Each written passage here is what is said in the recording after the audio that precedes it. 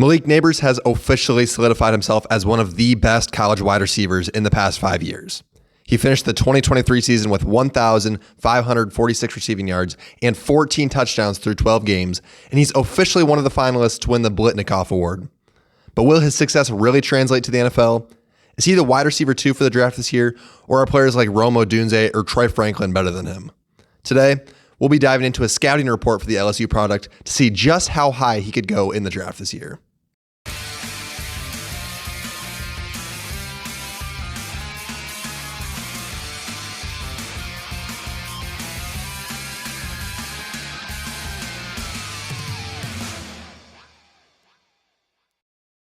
Nabers' rise to stardom in the college football landscape wasn't all that surprising.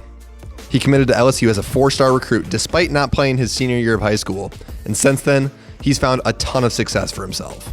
Obviously, that wasn't by accident, so we'll start out by going through the positives in his game to see what he already does at an elite level and how it'll translate to the NFL.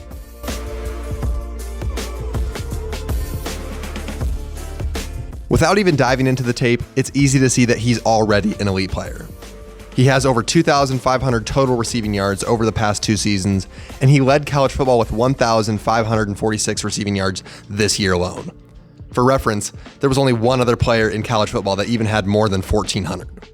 His production is one of the reasons that Jaden Daniels is a Heisman finalist right now, and his stats from 2023 are comparable to the legendary sophomore year that Jamar Chase had back in 2019. The very first thing that stuck out to me when I started watching his tape is just how quick he is. He seems to always be the first one off the ball, and he reaches his top speed insanely fast. He catches so many cornerbacks off guard when he turns on the jets, and as a result, we've seen teams start to put a safety over top to try to shadow him and slow him down. After the ball is snapped, Nabers is able to get open in a variety of ways. The way he runs his routes is very smooth and very fluid. He can cut on a dime as good as the best of them, and knows how to put himself in the best position to beat the defender. He also knows how to manipulate his speed and shift gears to trick a defender into overcommitting on the early parts of his route, which leaves the rest of the field wide open for him to make a double move and turn on the burners to take one to the house. He also has good natural instincts in zone coverage and doesn't seem to have any difficulty finding the soft spots in the defense, which is one of the most useful skills that a rookie wide receiver can have early on in their career. Nabers also has some of the best ball tracking skills out of anyone in this class. His concentration on downfield throws is absolutely elite, and that's allowed him to pull in a ton of crazy catches this year. His body control is also above average, and I think that he'll be the type of player to routinely make toe tap sideline catches and circus catches in the NFL. His last main positive is his ability after the catch. We already know that he's super quick, but he's also very twitchy, and his lateral agility allows for him to make some really nice moves to avoid getting tackled. He's creative with space in front of him, and I feel confident in saying that he's going to be a true big play threat in the NFL on all 3 levels of the field.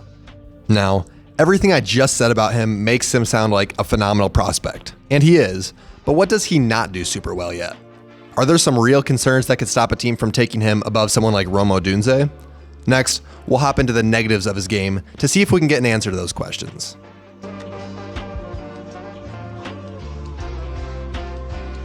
The first negative is that he's slightly smaller than you like. He stands at 6 foot tall and weighs 201 pounds, and while that's not bad, it's definitely something that he's going to have to compensate for, especially when you consider that similar players in the draft like Marvin Harrison Jr. and Rome Odunze are much bigger than that. His size theoretically could limit his ability to play on the outside in the NFL, but I'm not too worried about that. For reference, he's about the same size as Stephon Diggs, and he has a similar play style that makes me think that he can be great on the outside at the next level, especially since he's already proven to be effective lining up there in college. Contrary to what some would think, Nabers is actually quite good when faced with press coverage, but he'll still need to develop that area of his game a bit more when he gets to the NFL. He didn't get a ton of reps with it while in college, and since he's slightly smaller than ideal, naturally it'll be easier for bigger and better cornerbacks to jam him up at the line of scrimmage. So he needs to add a few more moves to his bag and needs to work on playing through physicality rather than just playing around it. He doesn't seem to have many glaring issues outside of the ones that stem from his size, but I would personally like to see him play with a bit more versatility. LSU never made an effort to get him the ball in creative or different ways, so he's not going to be the all-in-one weapon that some other players in this class project to be. He also needs to develop a bit more of a nuanced route tree. He's good at running the routes that he's comfortable with, but he hasn't consistently ran a wide variety of routes, and that could possibly limit his role early on in his NFL career, depending on where he gets drafted.